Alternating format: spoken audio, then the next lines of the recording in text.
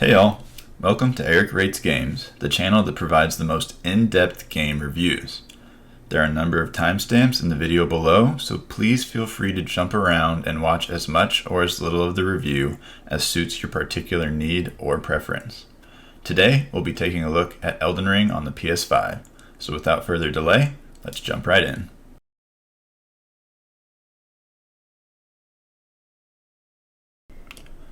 Elden Ring is a groundbreaking open-world action RPG that boasts stunning visuals and harrowing combat via the trademark Dark Souls style. The game stays true enough to its roots while transitioning well to the open-world style that has become the norm for the RPG genre. The game has received nearly all positive reviews, with some calling it a masterpiece, and it's easy to see why. What this game does well, it does really well. However, in the details below, I'll break down a number of areas that the game feels either unnecessarily complex or in some cases outright poor. So buckle up and get ready to hop into subsection 1.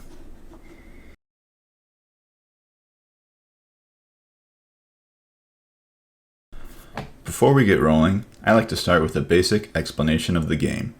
In Elden Ring, you are a Tarnished, existing in the Lands Between and seeking to take back rule of the Elden Throne. The Lands Between were created by a divine force, and when intact, the Elden Ring maintained order. Looking after this ring was assigned to Queen Marika, who had a number of demigod children. One night, a group of assassins killed a number of Marika's offspring, and the ring was shattered into great ruins. A war broke out between the surviving demigods, factions, and monsters who are now all vying to take control. As a lowly Tarnished, it is your task to build your strength, form alliances if you so choose, and recapture these great runes to ultimately influence the future of this world. Now you might assume I know all of this because I've played the game and was told that this was the case. You, however, would be wrong. I played this game for hundreds of hours, and to get a succinct and coherent summary of the story and background, I had to Google it from a totally separate source. So, thanks to whomever figured all that out. But I think this fact segues nicely into our first subcategory.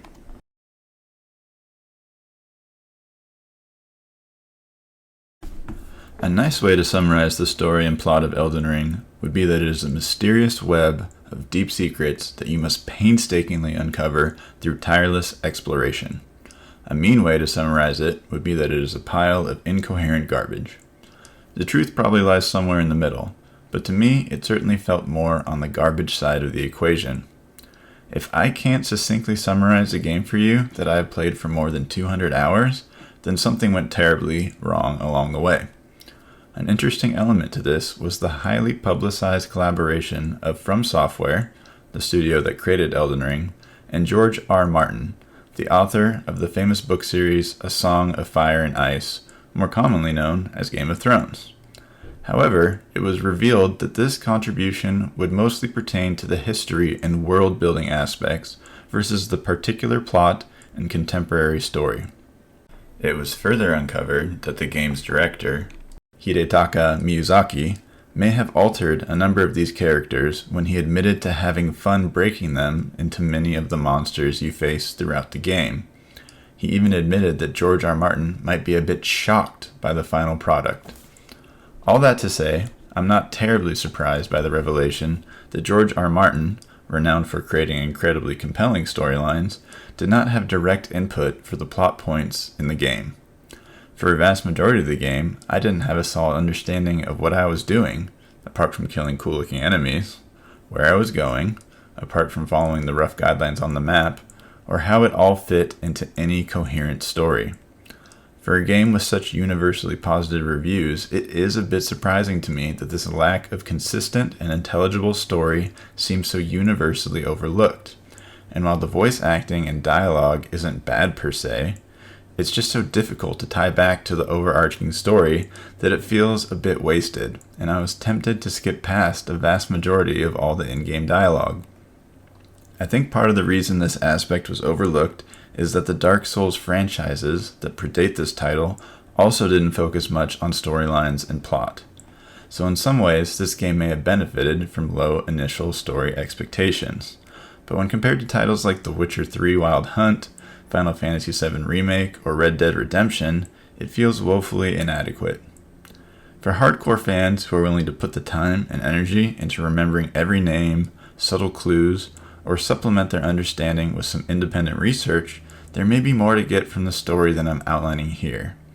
This is the first of many examples of where elements of the game seem to be intentionally difficult, even if that thing happens to be trying to understand what the heck is going on. If that is the case, all I can say is that I respectfully disagree with the approach. But more on that later.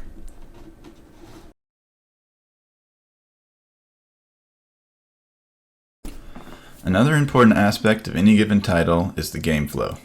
This covers things like how fun or easy it is to transition from one activity to the next. From this perspective, Elden Ring does a great job. The open world area is quite substantial and ripe for exploring. You can seamlessly transition between mainline and side quests, and there aren't many obstacles preventing you from venturing into as dangerous of an area as you like. This non-linear style, devoid of the classic gates and many other games that prevent free movement, feels preferable to me, as, generally speaking, the more freedom of choice I have, the happier I am. In this way, not having a coherent or obvious storyline may actually help Elden Ring in allowing greater flow of movement without disrupting the plot. A key component to the game flow is the newly introduced mount, Torrent. Torrent greatly aids in your ability to cruise around the vast landscape and explore various caves and side areas with unique little twists and mini-bosses at the end. Torrent also enhances the classic strategy of running past various enemies that are too strong or not interesting enough to warrant fighting. The main story consists of conquering a series of castles and other significant areas that you are loosely directed to via gold lines representing grace on the map. These areas often contain the great runes you'll need to repair the Elden Ring or decide on another path. While the game has a unique playstyle that through skill and guile allows the best players to beat tough enemies at low levels, most players will need to gather supplementary runes and equipment from the abundant optional areas in order to have a successful playthrough. To summarize, whether you're progressing the main storyline, farming optional areas for runes and equipment, or just exploring for exploring's sake, the experience will be pleasant and flow smoothly from one task to the next.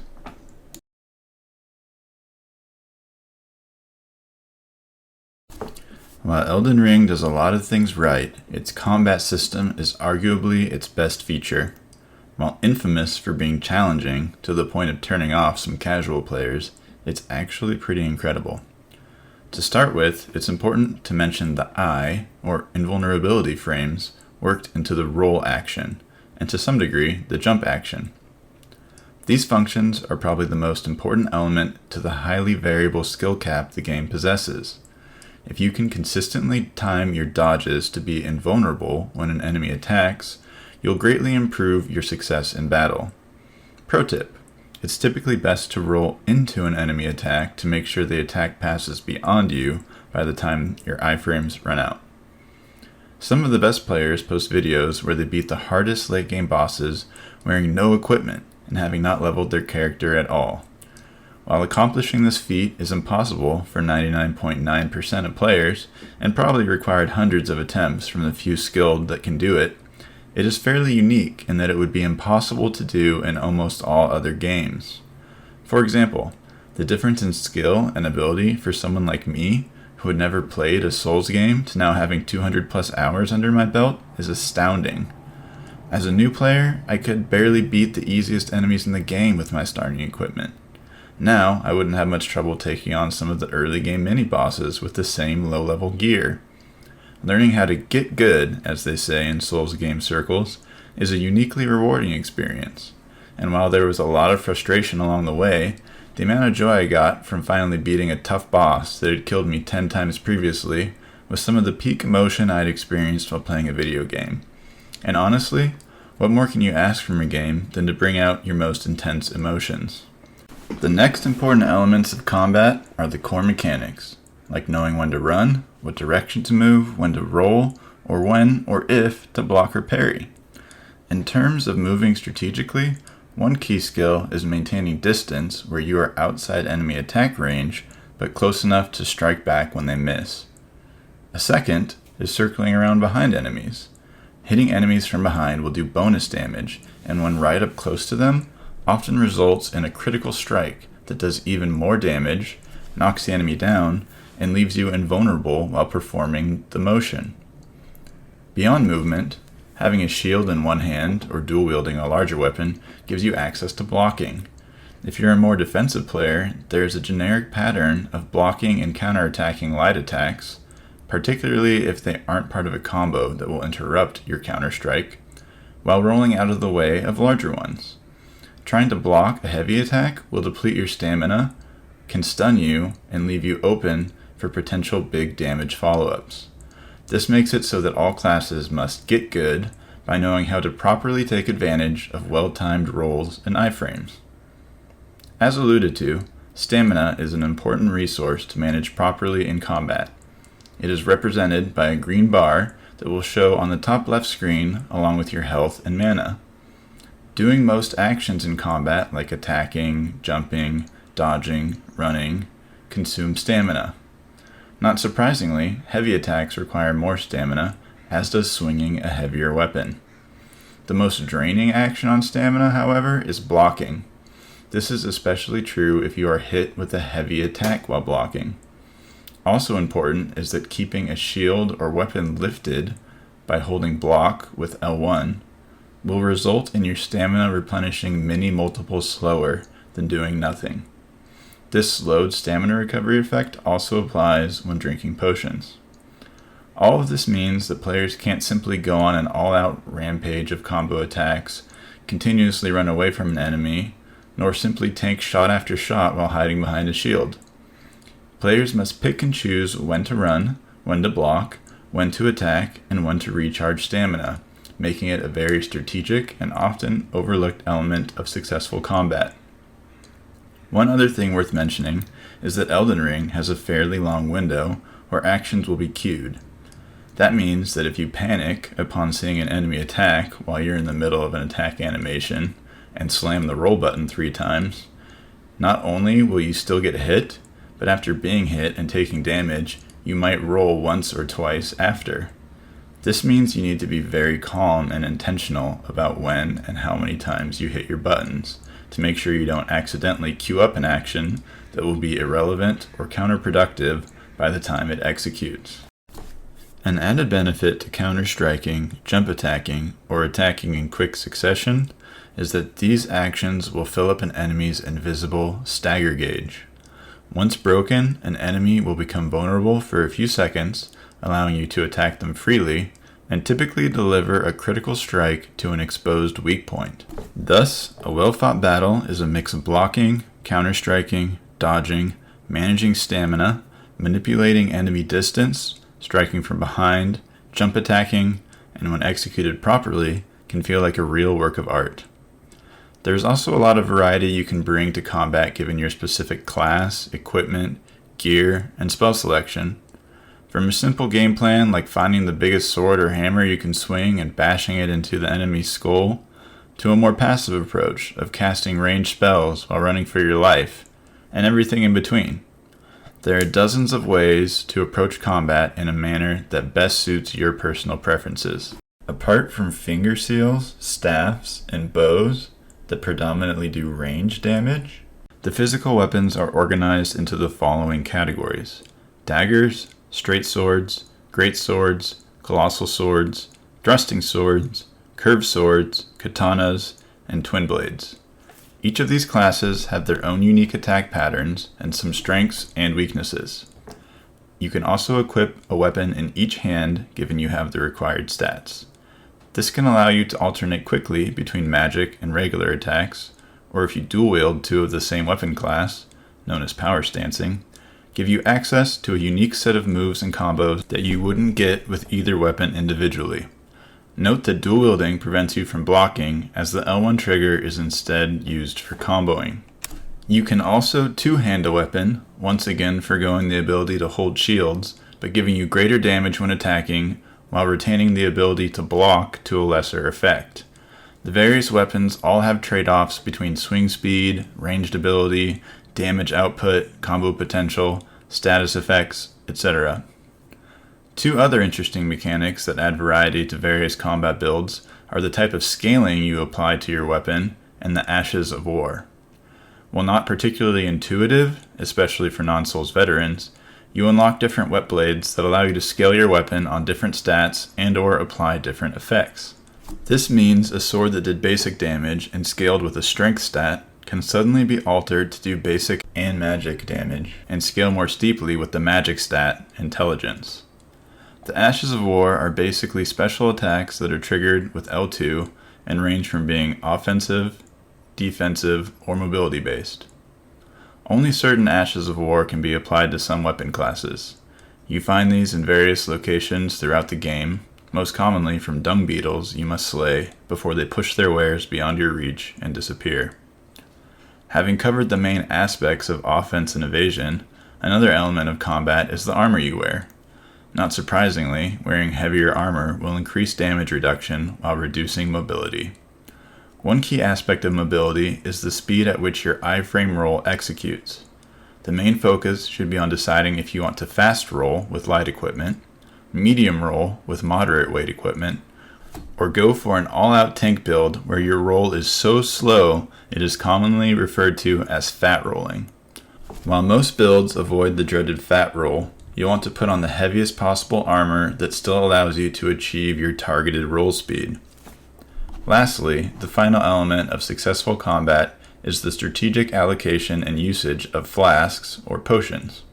Drinking a flask takes time and can be interrupted or leave you vulnerable while restoring health or mana. Knowing when you can get away with safely sneaking a flask can differentiate between life and death. Not too far into the game, you can also gain access to one charge of a special potion.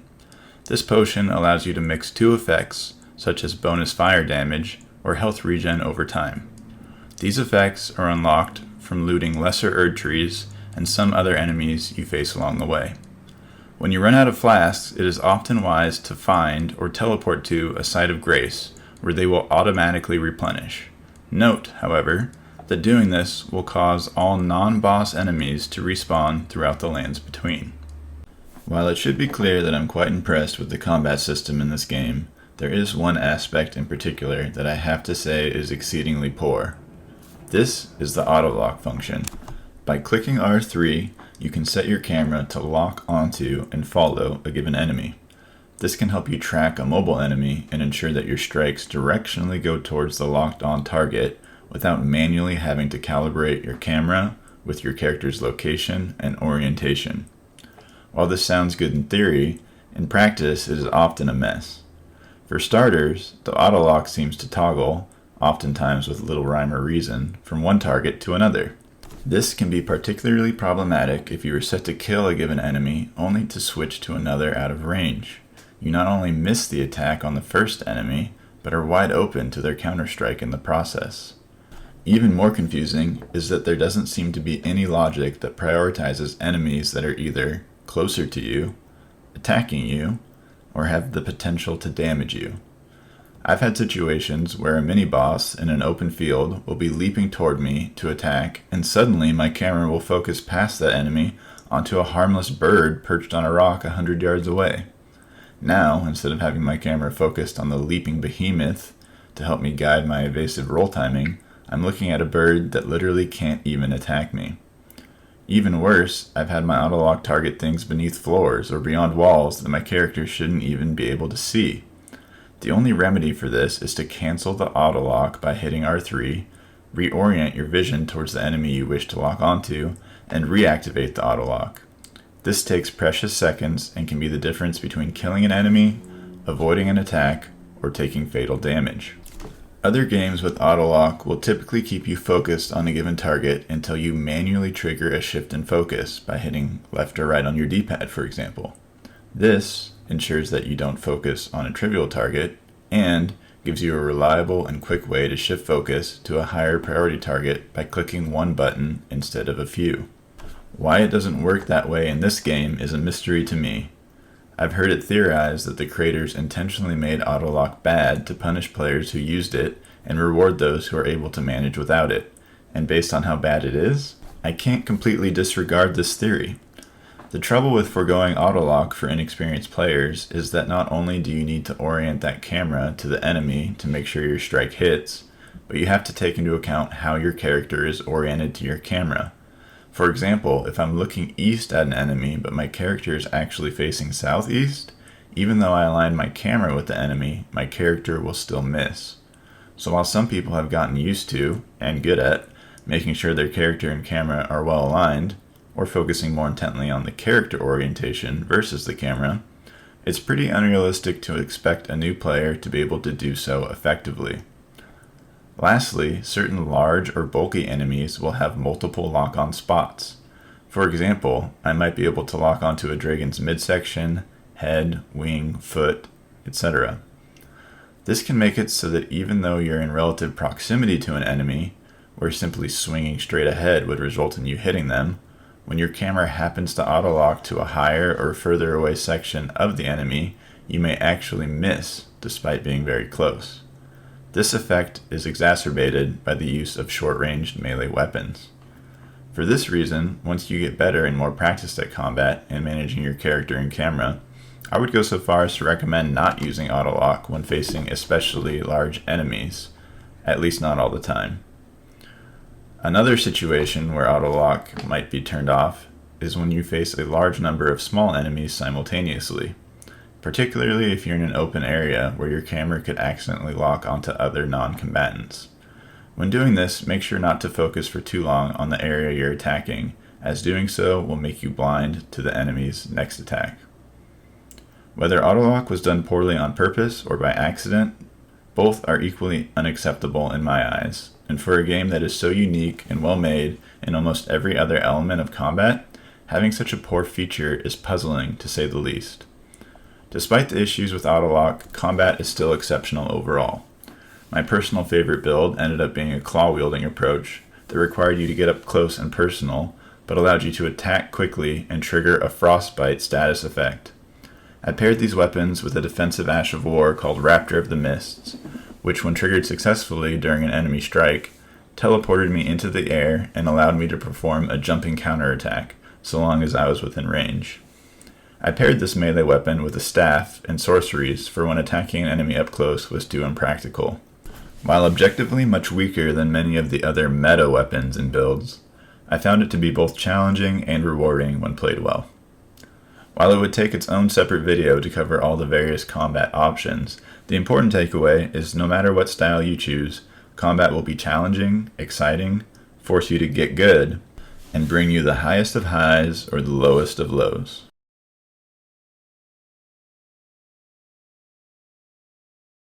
Leveling in Elden Ring is complicated in that it is highly nonlinear, involves unclearly defined stats and metrics, and that the game makes little to no effort to explain it.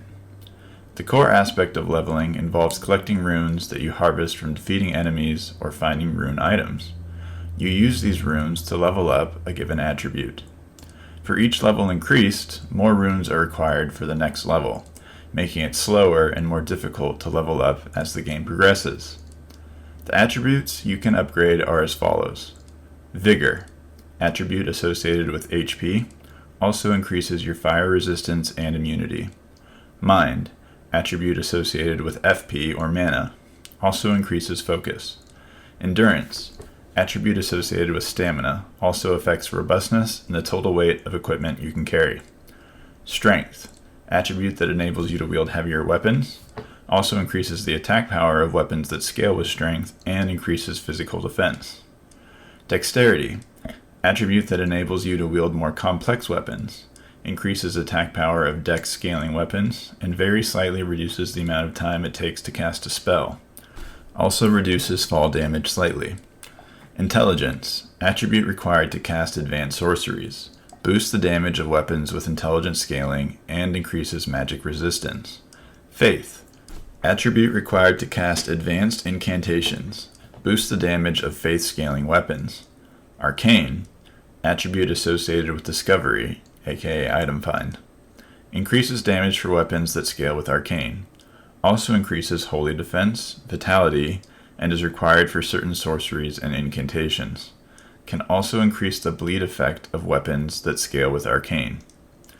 Each starting class has a unique mix of these attributes and the level at which they start. For example, a Wretch starts at level 1 with no armor and has 10 of each attribute.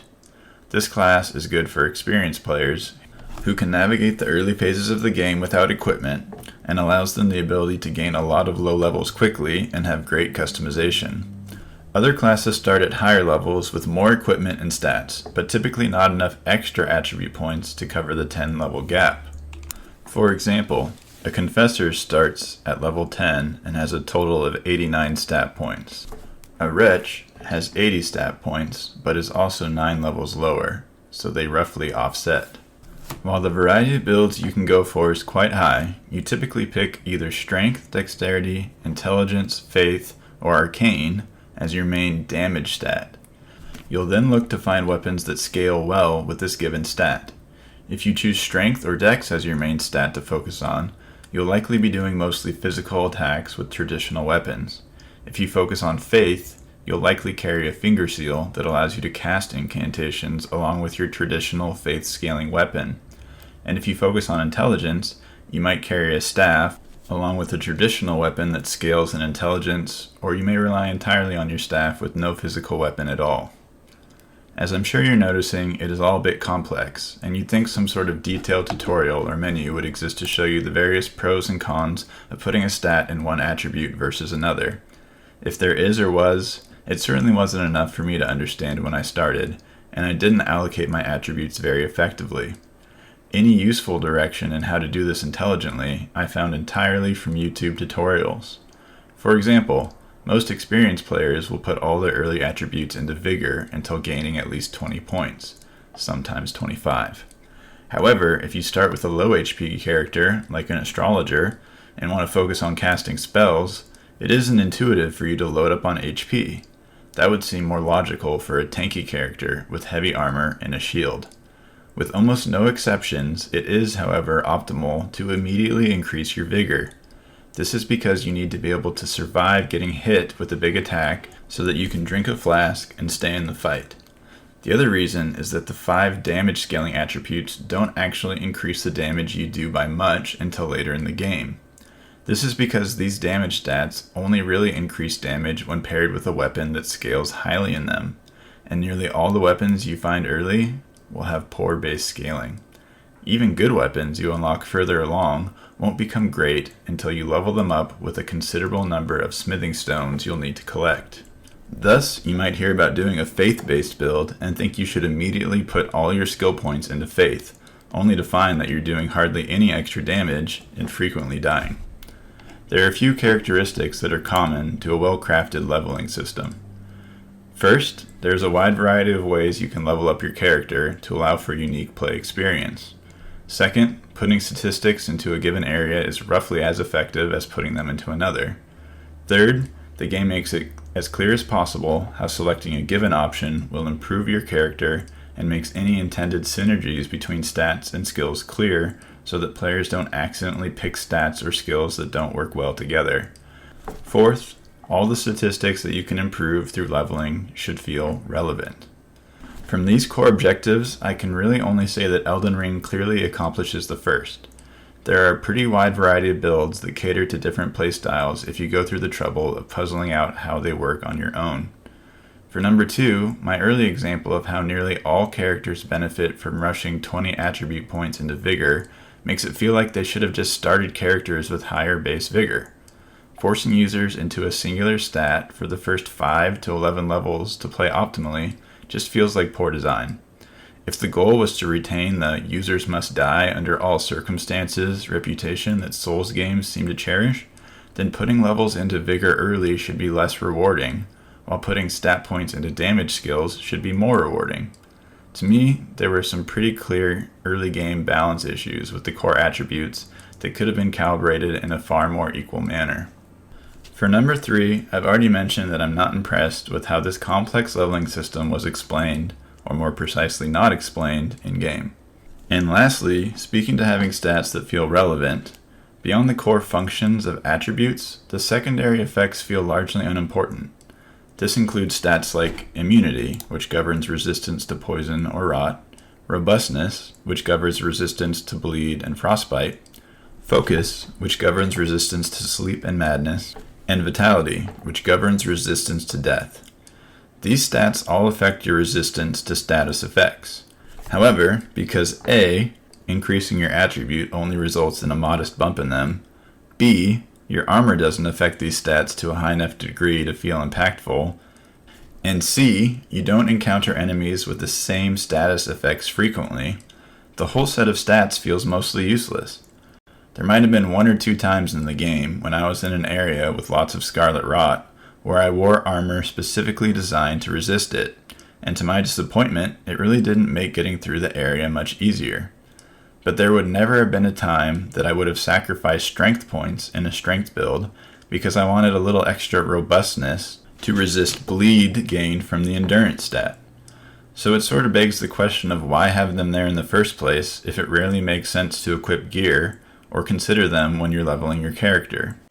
This is true to a lesser extent for things like magic resist, fire resist, lightning resist, and holy resist. Note that magic is its own type of damage in Elden Ring and is not inclusive of the other types. Again, there is no circumstance where I would be doing an arcane-based bleed build and think, oh, my fire resist isn't very high. Let me put a stat into strength to increase that. The benefit just isn't even close to worth the investment. Other aspects of leveling apart from attributes are weapons and equipment. While there are a ton of unique weapon types and individual weapons among those, Elden Ring takes a pretty unique approach in giving you access to good weapons early. It also incorporates a lot of the mechanics like Ashes of War or weapon greases that can only be used on basic weapons, making them oftentimes the equal of their special or magical counterparts. This is quite different from most games where you start with absolute garbage gear and slowly but surely find better weapons as the game progresses. While I think it's cool that Elden Ring tries to give you the flexibility to level up weapons you might like and keep them on equal footing, even if they are just the basic versions, it does feel a little bit anticlimactic to find a weapon or spell early or midway through the game and know that you'll always use it no matter how many hard enemies or bosses you beat from then on out. Examples of these weapons include something like the Uchi Katana, which the samurai class starts with and that I kept through one of my entire playthroughs, even though it was eventually demoted to my offhand. Another example might be the Glintstone Pebble sorcery that the Astrologer class starts with and is the most useful spell for much of the early game. Even in the mid and late game, the spell is really only improved by finding more mana-expensive versions of the same spell. So while I'm overall pleased with the variety and uniqueness of all the weapons, I was a bit disappointed with not being able to upgrade and improve my character continuously throughout the entire game. The armor is far less impactful than the weapons. There are a lot of different armor sets, many that look really cool, and wearing a light robe is going to look and feel a lot different than wearing the heaviest armor in the game, but apart from kind of light, medium, or heavy archetypes, the actual various armors that fall into these categories aren't too different.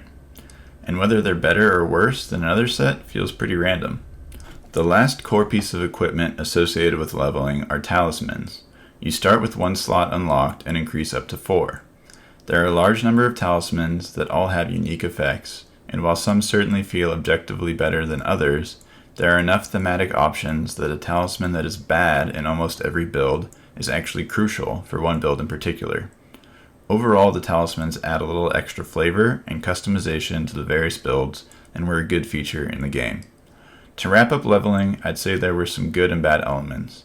The good centers around variety and customization, the bad around poor explanations, unnecessary complications, and elements that don't feel particularly impactful.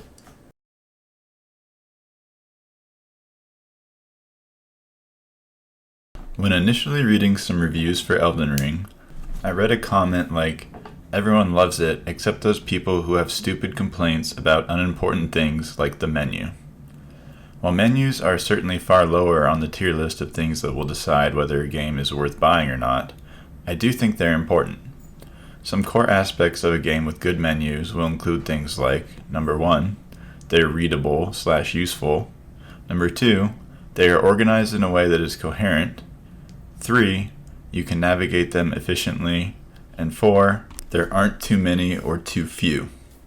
A game that has menus that achieve all of the objectives above will make using the menus feel like a value add versus a chore, and enable users to get back to experiencing the best and most rewarding elements of the game faster. Let's take a look at how they stack up in Elden Ring. Elden Ring has a world map triggered by pressing the touchpad button down that artistically looks pretty cool, almost like something a skilled cartographer might have created in the Middle Ages.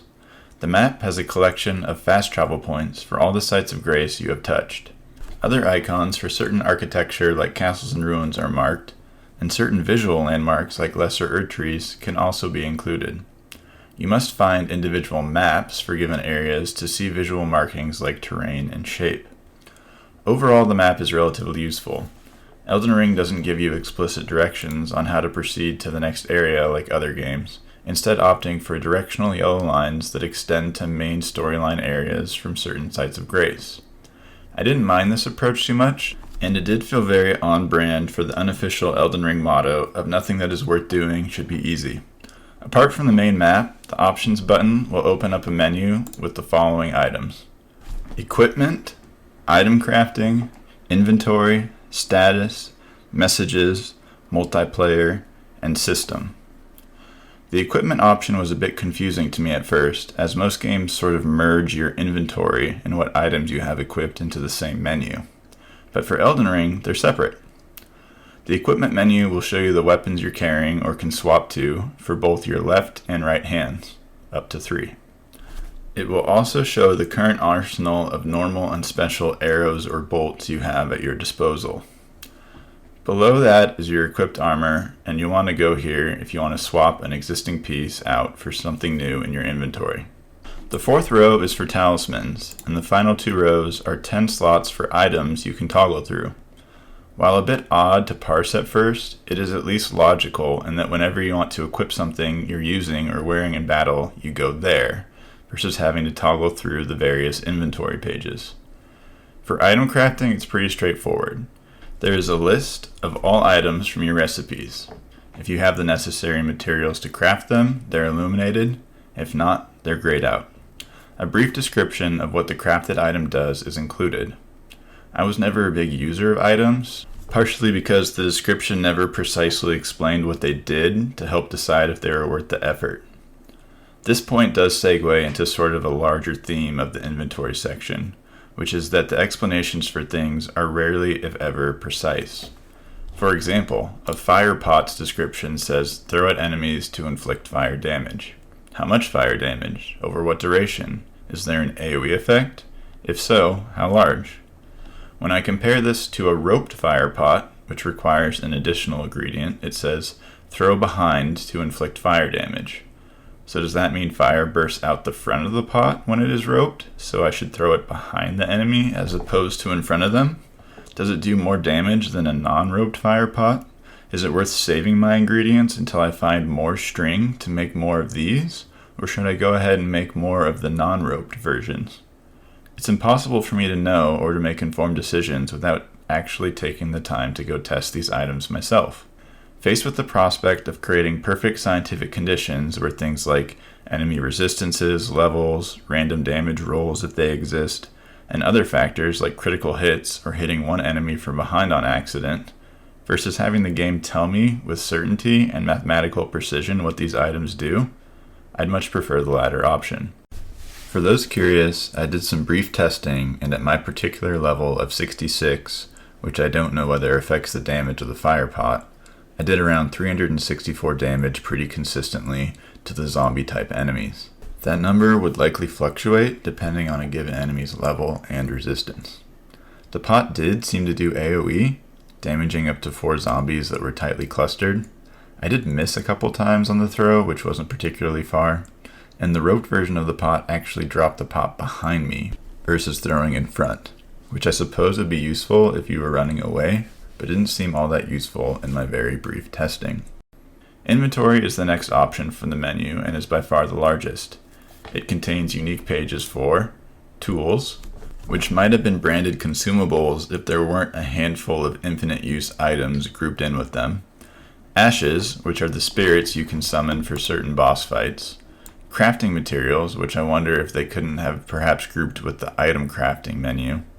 Bolstering materials, which include things like smithing stones used to improve weapons, glovewort used to improve spirit ashes, and golden seeds used to increase the number of flask charges.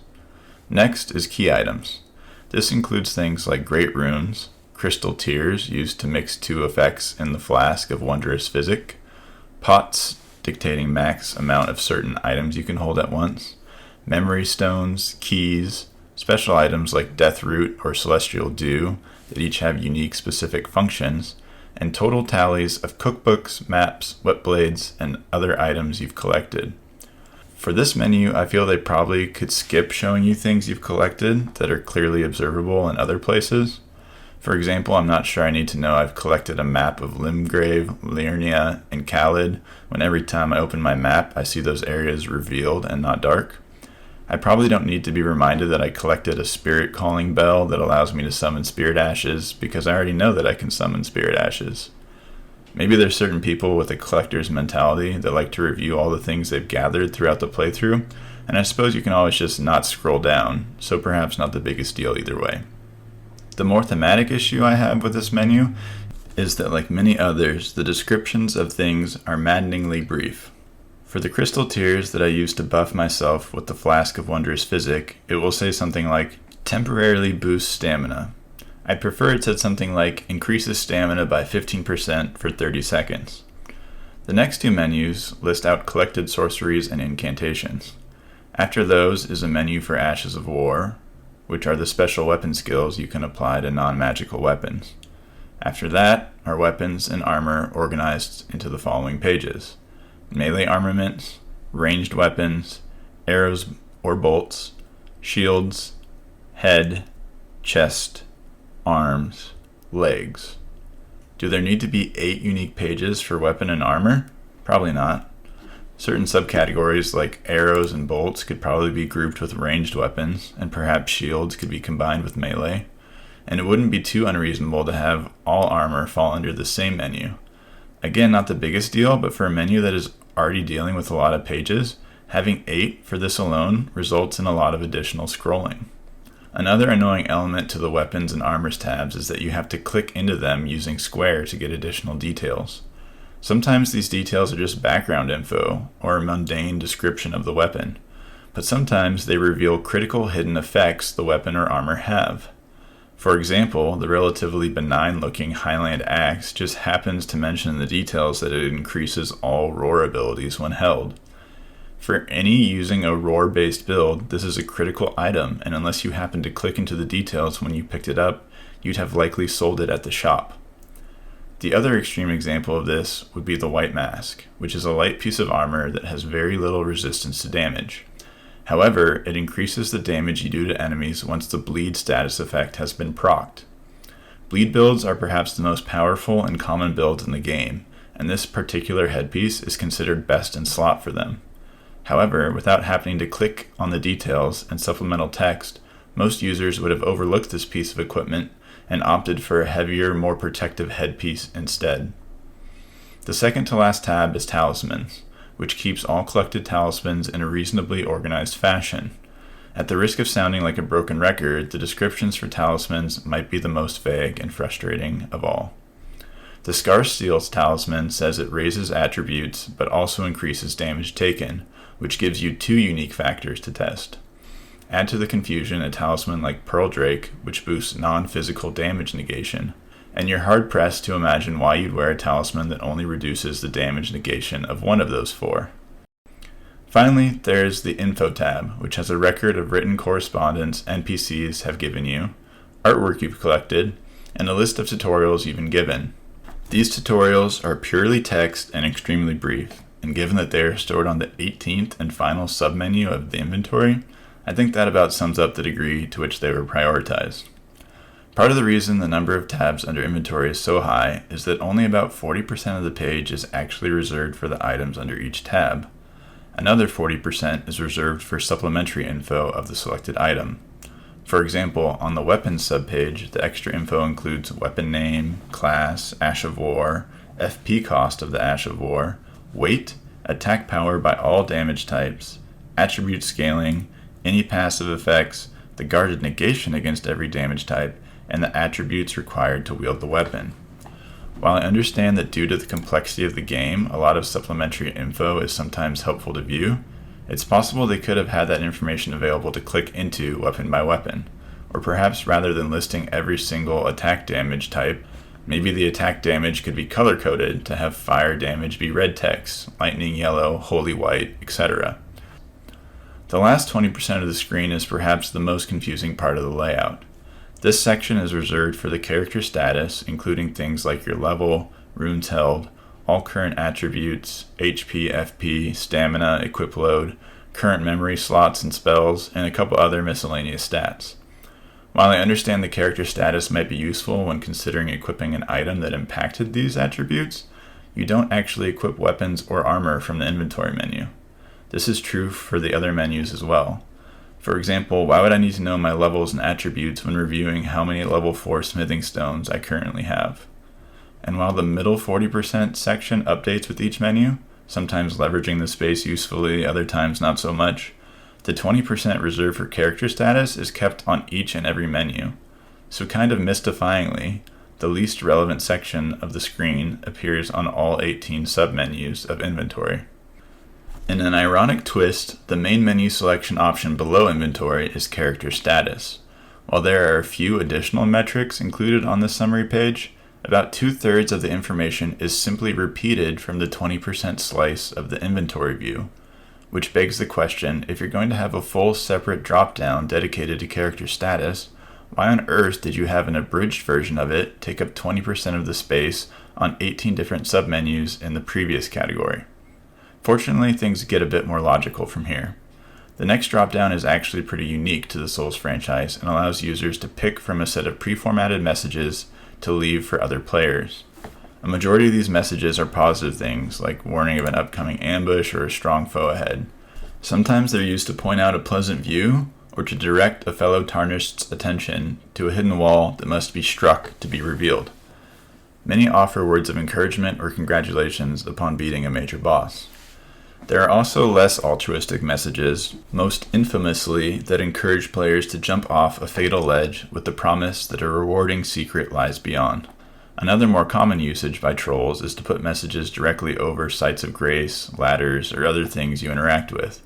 This causes you to accidentally trigger the message instead of performing the desired action, and in some cases can make the game bug out where you have to execute the action at a visually awkward nearby location. Other categories of unproductive messages might include a crass or repetitive joke, someone bragging that they thought the boss you just struggled to conquer was easy for them, or simply utter nonsense. While I do like the community building aspect of this feature, it is unfortunate that many of the messages feel unnecessary. This can be a bit frustrating when you're stuck in an area and hope a nearby message will provide you with helpful context, only to be let down. The next drop-down menu is multiplayer.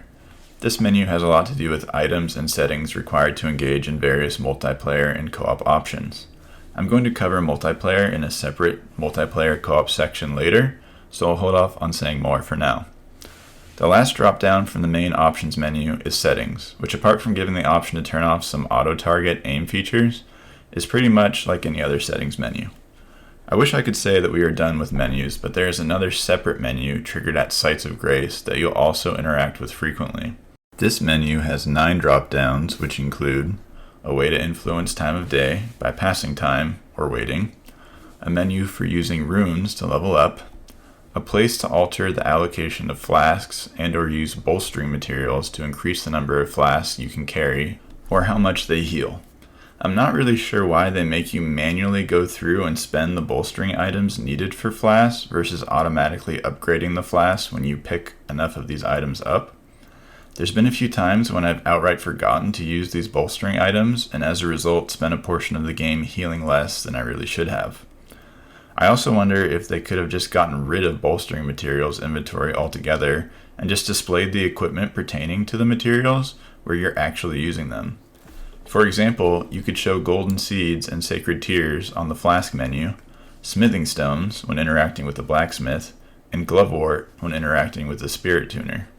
It's really only critical to know the amount of these bolstering materials when you're considering using them to bolster, which only happens when interacting with menus separate from the main inventory. Next on the side of grace dropdowns is memorizing spells.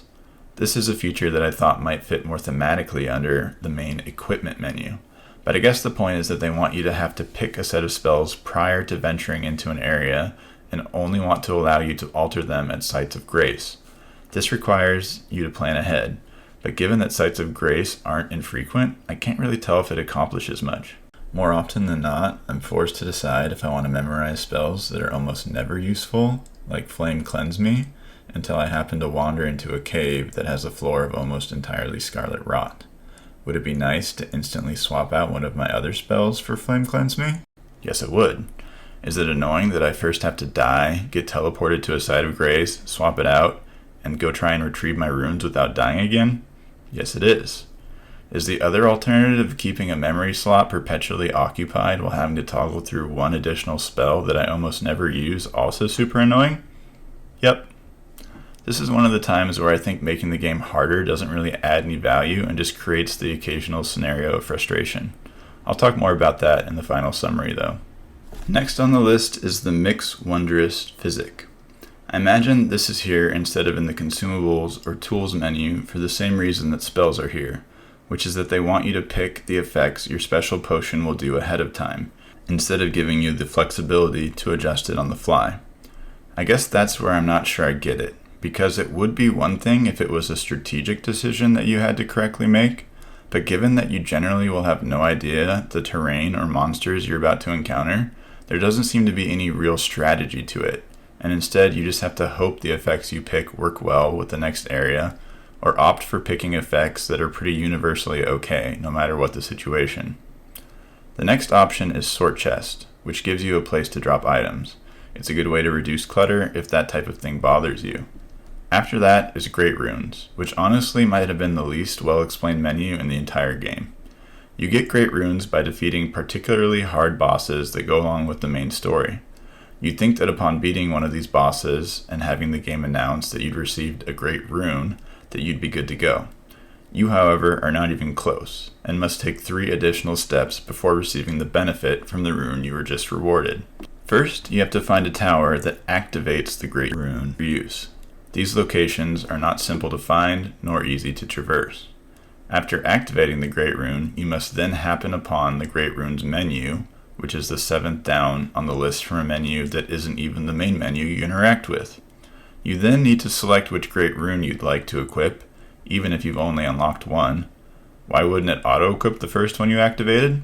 Beats me. Finally, you must then use a consumable called a Rune Arc that will proc the buff listed in the Great Rune's description. Spoiler alert, it's vague. By having you pick a Great Rune, you can only benefit from one Great Rune at a time, and this makes getting subsequent ones feel a lot less rewarding. I feel like a better approach might have been making the runes automatically provide you with some sort of permanent but far less powerful buff. This would make unlocking new ones feel a lot more rewarding, get rid of the complex system above, and work more similarly to unlocking additional talisman slots, a mechanic that I found far more interesting and rewarding. Next up is the Ashes of War, or Special Weapon Ability. This must follow the same logic of the others in that the game doesn't want to give you the flexibility to change your weapon ability at will. I suppose the theory is that it would make the game easier to cycle through weapon skills that are optimized for various individual enemy types in a given area. How many people would actually go through the trouble of swapping out weapon skills for individual enemies? I can't imagine many.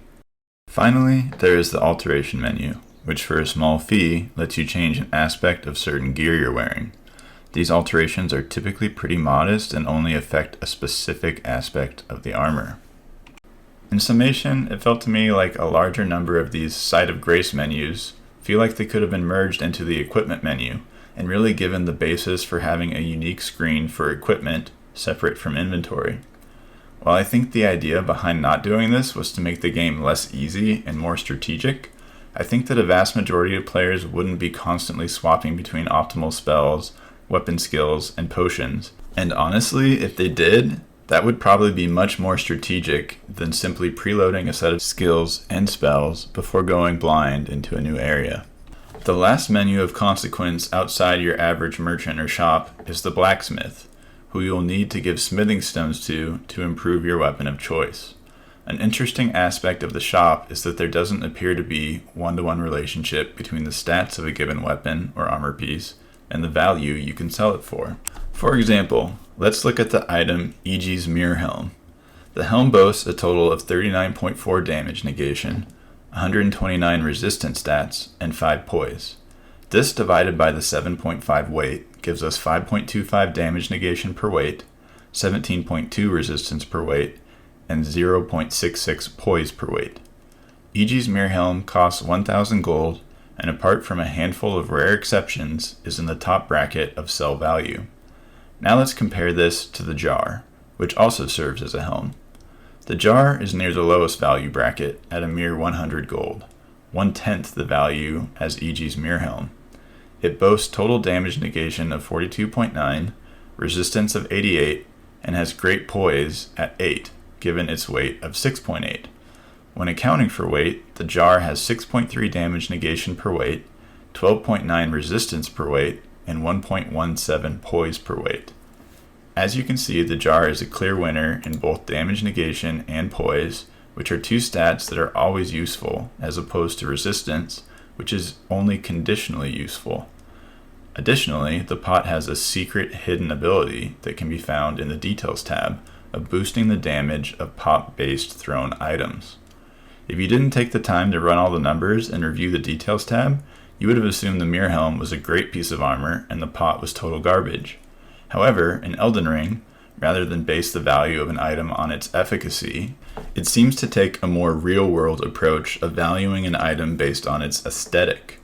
Most people wouldn't want to spend a lot of money buying a dirty-looking pot, but they might spend a lot more on a shimmering Mirror Helm. So again, while this is certainly an interesting approach to valuing items in a game, it does require you to actually look at and run the numbers of various items yourself before deciding if you should sell or keep them. Given the option of crunching numbers on 5 random helms I picked up versus getting back to the epic and challenging battle system, I'd once again prefer to spend more time doing the latter. To wrap this section up, let's check back on some of the pillars of good menus and see how Elden Ring stacked up. Number 1, they are readable and useful. I think I'd have to say sort of to both of these. The menus are certainly readable in certain aspects, but the breadth of information and complexity of certain stats like damage reduction hurt the readability quite a bit. And while certain information or menus are quite useful, things like including the character status on every inventory submenu aren't as much. Number 2, they are organized in a way that is coherent. I would say this is sometimes true. There is certainly a lot of organization, and I empathize with the large amount of information the game needs to display somewhere, but I think there were examples where certain options might have been better grouped in existing menus versus having a totally separate one. There are also a few menus that almost feel intentionally tucked away. The best example of this would be the Great Runes menu, which was both hard to naturally stumble upon and unintuitive to use. Number 3, you can navigate them efficiently. This, I would say, is more not true than true, and stems mostly from the fact that there are too many of them. There are also a couple of things like having to click into details to see whether or not something has a special function, or having item values scale with aesthetic instead of efficacy that seem almost intentionally inefficient. Number 4, there aren't too many or too few. As touched on in the previous point, I'd say that there does seem to be too many. Having a main menu with 7 drop-downs, one of which includes 18 separate pages of submenus, and then having additional menus to navigate totally separate from that, feels like too much. I called out a few in particular that I think could have been combined without having to totally reimagine how everything is organized. Overall, I'd say the menus in Elden Ring are average at best, and while this aspect is far less important than the gameplay, combat, and visual elements, I do think it's fair to judge them on their own merits.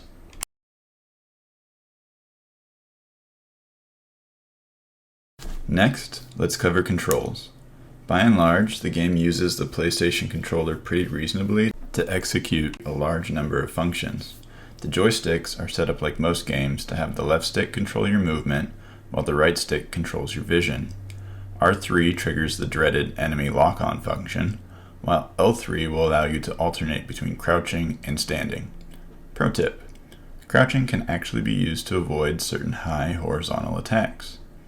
Each D-pad direction also has a function. Down D-pad will cycle through usable items, left D-pad will toggle through weapons or shields held in your left hand, and right D-pad will toggle through weapons in your right hand. Note that most weapons have an associated weight with them, and thus will reduce the weight of armor you can wear. For that reason, it is normally unwise to carry more than absolutely necessary. Lastly, up D-pad toggles through all memorized and equipped spells and incantations. This is only important for users who will be using either a finger seal or staff. Next, there are light and heavy attacks on R1 and R2 triggers respectively. The L1 trigger will perform a block so long as you happen to be holding something that can block. Otherwise, it will trigger the attack or function of the item in your left hand, whether that be an incantation, sorcery, or another melee weapon. Note that when power stancing or dual wielding two weapons of the same class, L1 will give you access to a unique combination of attacks that otherwise are inaccessible. The final L2 trigger is used to execute your unique weapon skill. This will come preset for special weapons or can be manually set from the Ash of War menu on standard weapons. Moving on to buttons, triangle is used to either interact with something on the map like a chest or ladder, or can be held down to give you access to the 4 shortcut functions mapped to each direction on your D-pad. You can also hold down triangle and hit R1 or L1 to toggle between holding a weapon with one or both hands. You'll be hitting circle a lot, as it is reserved for the all-important roll function. Hitting circle without choosing a direction will cause the character to jump backwards, while hitting it with a direction will cause the character to roll in that way. Lastly, you can hold circle in any direction to run. Note that running will consume stamina when in combat, but not out.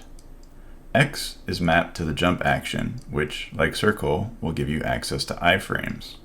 Note that these iframes only apply to the lower half of your body and should be thus reserved for low horizontal attacks. The benefit to avoiding attacks in this fashion is that you can immediately transition into a jump attack. Lastly, square is reserved for using items you've equipped to your carryable slots.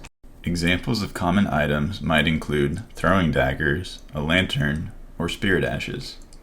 Some people like to keep flasks in this menu as well, but I'd recommend hotkeying them with one of the triangle D-pad shortcuts so that you can drink them immediately without worrying about toggling. Overall, I can't say I have any complaints with the controls. I think they're set up in a pretty logical and useful fashion and give you access to a lot of unique tools and tricks.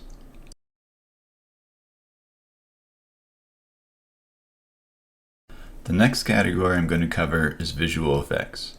I interpret visual effects as how the game looks in motion, particularly fast or unique motion not associated with, say, taking a leisurely stroll around an open world area. The visuals in Elden Ring are spectacular. Whether it's a giant lion with a blade attached to its arm vaulting 50 feet into the air only to come crashing down on top of you, or a giant Erd tree bursting into flames that erupt in all directions. The generic motion of enemies and friendly characters look and feel amazing. Not surprisingly, a lot of the high-speed visual effects occur during combat. This includes the motion of enemy characters themselves and the various weapons, magic, skills, and abilities they utilize. This, in tandem with the mechanics of combat that were covered earlier, is what makes the overall combat experience in Elden Ring so exemplary. Perhaps the most impressive facet of this is that enemy attacks and abilities routinely feel neither predictable nor unavoidable. There is enough of a delay and pattern in enemy attacks that an experienced player would be able to predict a good number while still getting surprised and hit from time to time. Successfully walking the line where someone can take no damage when playing perfectly, yet rarely accomplish that feat, even after hours of practice, is a true testament to how skillfully the game was visually animated. An important element of this is the variety of both enemy types and each enemy's relatively large moveset. While certain styles of enemy make more common appearances than others, and a boss might be given a few more unique attack animations and abilities than a low-level monster, there is a ton of variation in both the number of unique enemies you will face and in how they'll choose to attack you. For example, a troll-like monster that you face near the start of the game might swing his arm in a wide arc once, swing his arm in a wide arc followed with another swing from his other arm, stomp down on you if you try to run under him, stomp multiple times in a row, stomp towards you followed by an overhand vertical strike, jump up in the air and slam down causing a shockwave to ripple, pull his sword back behind his head and slam it forcefully into the ground, shoot a long-range audio sound wave from his mouth that can hit you from a long distance, do a 3-part hacking/slashing combo while rapidly running towards you with each swing, a combination of stomps and horizontal sword swings, stab directly into the ground followed by a rending motion to pull the sword from the ground while doing AoE damage, and quite possibly more. While some attack animations are more common than others or are triggered by your positioning or the enemy's remaining health, there's also just a lot of randomness. Having such an expansive and random moveset for even a basic level enemy shows you how interesting and fun combat can be in Elden Ring. Sticking with the troll example, not only are there a lot of moves, but they all look really good. You can hear and almost feel the weight of the swing coming down as the troll winds the sword up behind his head. The subsequent crash into the ground can be seen in the pile of dust that kicks up around the impact as the shockwave expands from the center. Rocks and dirt fly past you when he takes his wide, low swipes. The air visibly distorts as his sound wave crashes toward you. The visual effects aren't just limited to big bosses and monsters either. Your own swings vary in look, timing, and feel based on the weapons you're holding, the type of attack you're executing, and whether it's a light or heavy attack. To summarize, when this game is in motion, it is at its best, and I had a blast experiencing it to the fullest effect.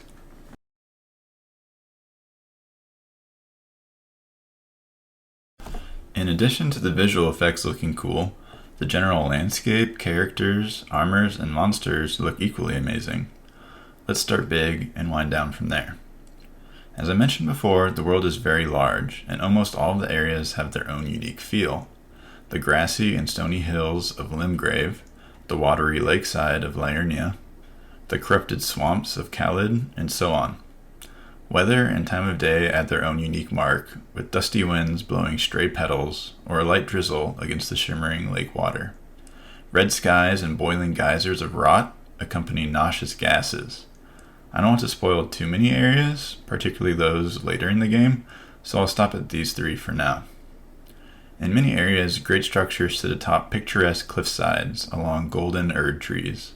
The scenery can be so enchanting that many players take time to write a message encouraging others to wait a moment and take in the view. No cape is completely the same color or torn in a completely symmetrical fashion. Some armor displays a mix of shiny polished areas along those caked with a healthy amount of dirt. Dark red stains remain visible on weapons long after they've bitten into the flesh of an enemy. The textures of the armor also do a nice job of creating stark contrast to the polished steel, feathery capes, or flowing cloth robes you may choose to wear. Armor can look so cool that many experienced players forego sets with the best stats for those that they look the best in. Suffice to say that the combination of unique and interesting areas, picturesque landscapes, and intricate details make the art in Elden Ring as stunning as the visual effects. These 2 facets make the game a real masterpiece from a visual perspective.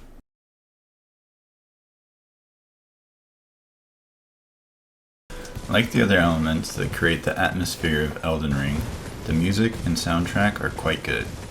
The background music in each area does a great job of reinforcing the feel and uniqueness, while many bosses will get their own special soundtrack to increase the intensity of the battle even more.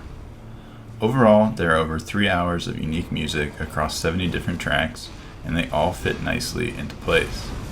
In addition to the music, the sounds tied to the unique weapons, skills, monsters, weather, and damage effects are all well done and help give both the battles and open world their epic feel.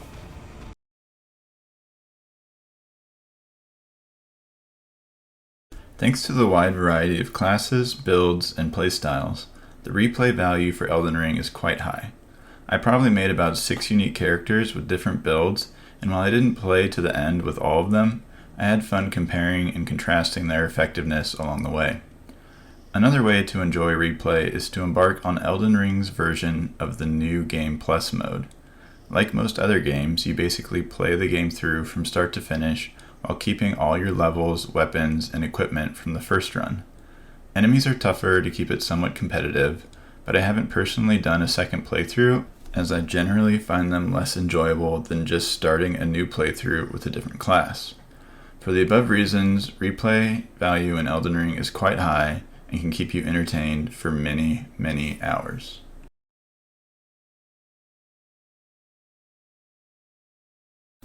Multiplayer and co-op in Elden Ring are also pretty unique. Unlike a game like Call of Duty, where a vast majority of the players buy the game for the multiplayer mode, Elden Ring's multiplayer is more niche. Players that wish to engage in PvP can head to one or more of the popular areas where PvP players hang out and drop a duelist's furled finger sign, unlocked later in the game. This will create an icon that allows other people to summon you into their world for one-on-one combat when they use a fur-calling finger remedy. The game does try to follow a rough matchmaking formula where it takes your character level and your weapon upgrade level and tries to match it with similar players. For that reason, to get more potential matches, you need to make sure that if you're level 70, your special upgraded weapons are somewhere around 6 out of 10, and that you're fighting in an area that's not as late game, whereas if you're level 120, you should have maxed out weapons in order to trigger the most possible matches. Being level 120 with a weapon that is only upgraded 5 out of 10 will result in you finding far fewer opponents. While I think it's good that matchmaking exists in 1v1 consensual PvP, and certain players seem to enjoy it a lot, the actual experience wasn't as interesting to me as the combat in the game. For starters, it was a little buggy and glitchy, and in a game where any reasonably leveled and prepared opponent can do over half your health in a single hit, it is bound to lead to frustrating moments. Also problematic were certain skills or builds that were either super overpowered or outright bugged. PvP really felt like a mode reserved for people that had a lot of Souls experience and who had done a lot of pre-work to farm the best equipment and weapon skills in the game. All in all, I don't mind much when it comes to dueling because people who enjoy it can use it and those who don't can ignore it. Seems like a pretty straightforward concept. Co-op, on the other hand, is a different story. Before getting into the details, let me start by saying I personally love games that have co-op functionality, particularly if that functionality extends beyond some totally separate and limited side mode that has nothing to do with the main story. I wish more games had co-op, and from a totally basic perspective, Elden Ring does allow for a reasonable amount of the actual game to be accomplished via co-op. Completely unsurprisingly at this point, summoning a friend, or stranger, to play co-op is quite complicated. To start, you both need to use unique multiplayer-specific items that are not the same item. The person who wants to summon someone into their world should wait for that player to activate a tarnished furled finger, which is an item you get near the start of the game, and has unlimited uses.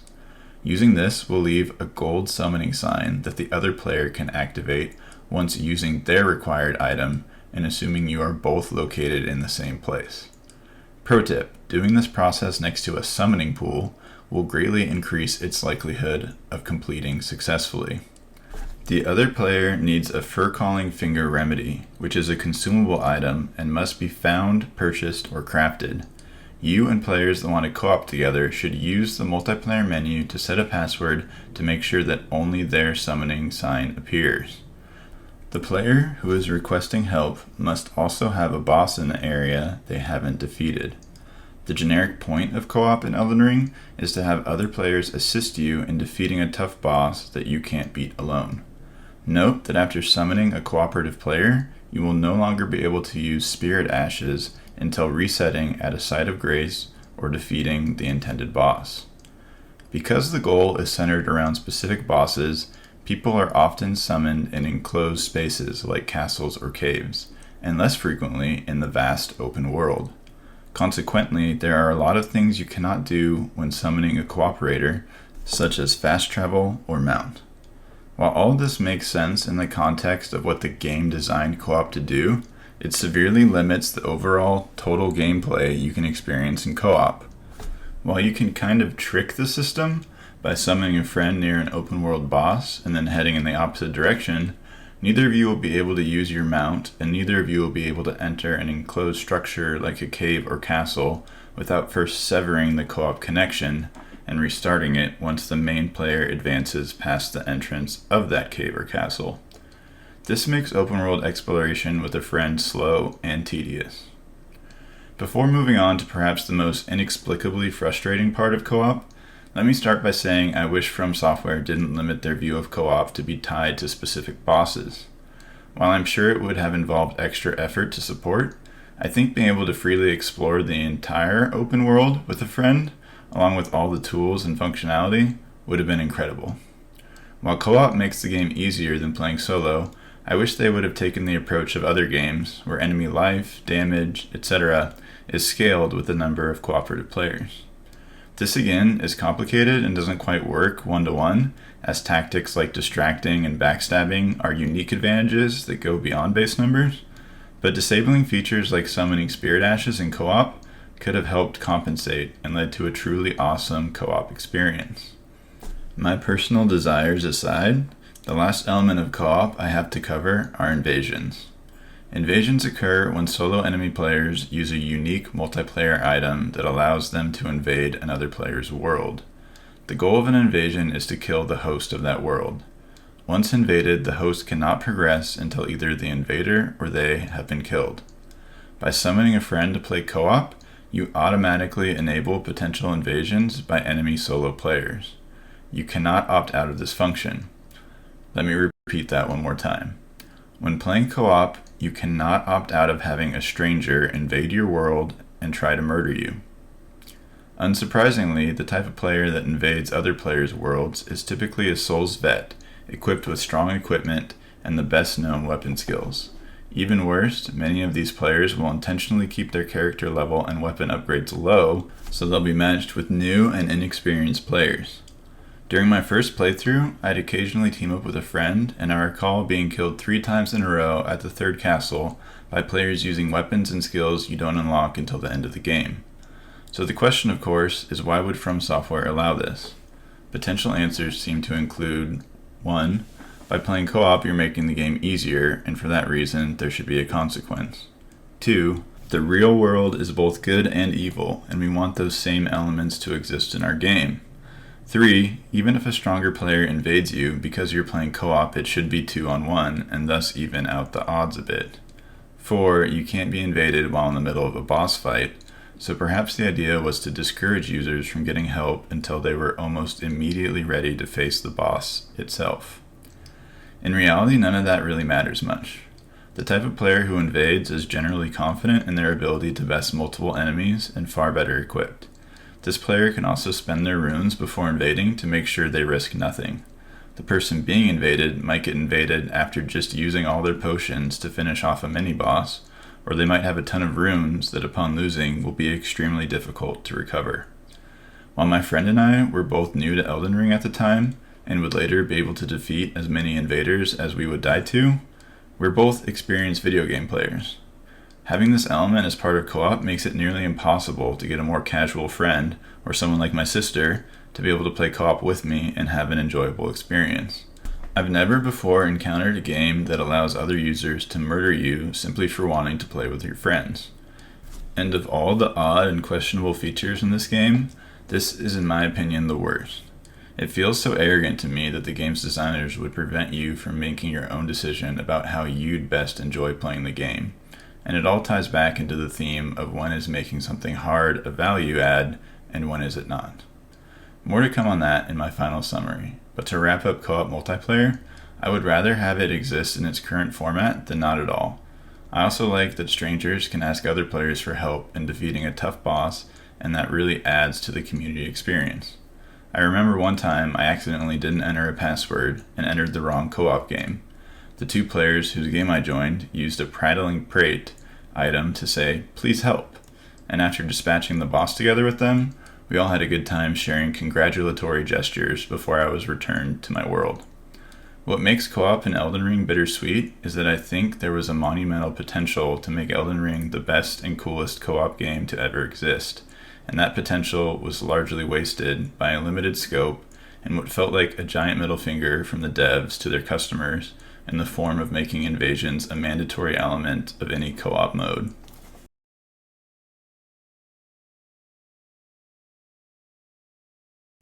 Alright guys, I know that was a super lengthy review, but that's what this channel is all about, and Elden Ring is quite a lengthy and epic game.